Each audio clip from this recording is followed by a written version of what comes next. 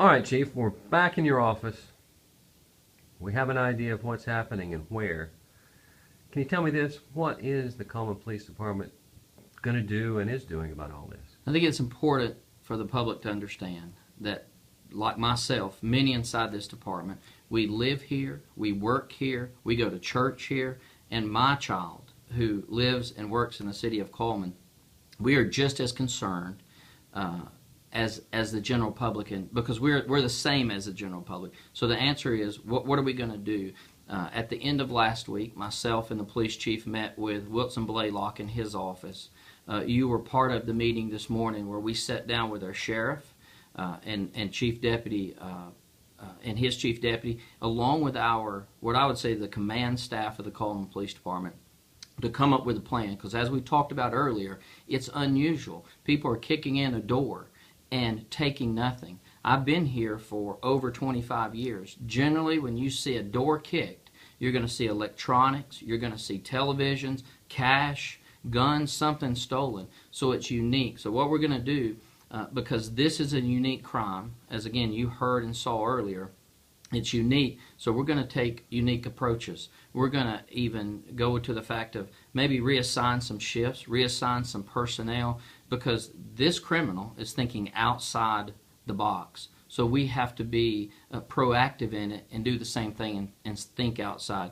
So we're going to shuffle some shifts. We've sat down this morning for a couple of hours with, again, what I call the leadership staff, and just put, including our sheriff, and Brett Holmes, our chief deputy, and said, put some ideas on the table. And so it wouldn't be a good idea for me to tell you to share all those ideas, but I believe that we're putting together a puzzle, and pieces are coming together, and with the help of the public, with the help of our local media, we'll have that puzzle put together, and the person or persons responsible for the crimes put in jail in due time. But just very quickly, let me just say, nobody has a more reason to have the person responsible in jail than I do. My family lives in this town. I go to church in this town. I work in this town. I serve in this town. So nobody wants that person or the persons responsible in jail any more than I do. So we're going to work until this person or persons, again, is in jail where they belong.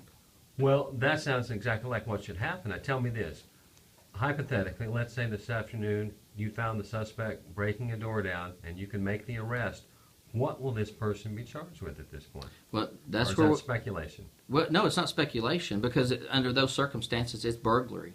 Is what they'll be charged with. But because of the uniqueness of the doors being kicked, nothing being taken, that's the reason we met last week with our district attorney, to make sure that as law enforcement, we don't go forward and do something incorrect. Because what you don't want to do, put somebody in jail and then have a technicality get you off. So it's kind of a methodical process, because, again, a door kicked, generally something's taken. In these circumstances, the door's kicked and nothing's taken. The door's entered, the home is burglarized, but nothing's taken. So we wanted to make sure that we were thinking on the charges correctly, and who better to go to than our district attorney to answer those questions in his office or his staff. So that's what we did at the end of last week when they started, or when they kind of grew, that we met with them to make sure we were processing it, we were going forward correctly. And then again, sit down today with what we would call the command staff to make sure we're doing everything we can to keep the people of Cullman safe, which is our number one priority.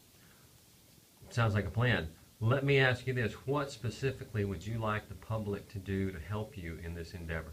Remember, I just said a second ago, the criminal, in my opinion, is thinking and doing something that's outside what we would call norm. So that's what we just did. We met as a staff to say, what can we do outside the norm? So I would say this to the general public.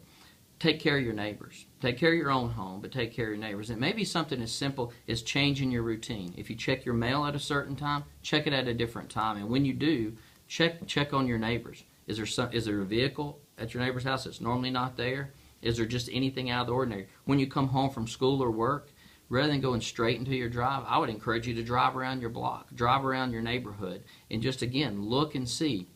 And no matter how small you may think it is, call the Cullman Police Department. I will promise you we will respond in a timely manner, and we will handle it accordingly. So there's 61 or so employees of the Cullman Police Department, but there's a whole lot more of the general public. So you know your own neighborhood better than I know your neighborhood. I know my neighborhood, so you know yours as well. So I would just say take care of yourself, take care of those that live around you. Go the extra mile, go the extra block to drive around to check, and then pay attention where you normally look but don't pay attention. Take an extra time, drive a little bit slower. That's safer anyway. Drive a little bit slower and check on your neighborhood. That all sounds great advice. Chief, thanks so much for your time. Thank you for your time.